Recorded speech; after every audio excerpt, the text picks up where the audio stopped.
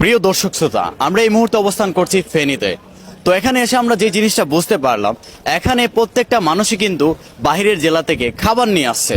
আসলে এখানে খাবারের চাইতে সবচাইতে গুরুত্বপূর্ণ জিনিসটা হলো স্পিড বোট অথবা নৌকা। এখানে এই যে কয়েকটা গ্রাম আছে, যে গ্রামগুলোর নাম আমাদের জানা নেই, কিন্তু মানুষের মুখ থেকে আমরা শুনছি যে ওই এলাকাগুলোতে মানুষ বন্দী হয়ে আছে, হাজার হাজার মানুষ বন্দী হয়ে আছে।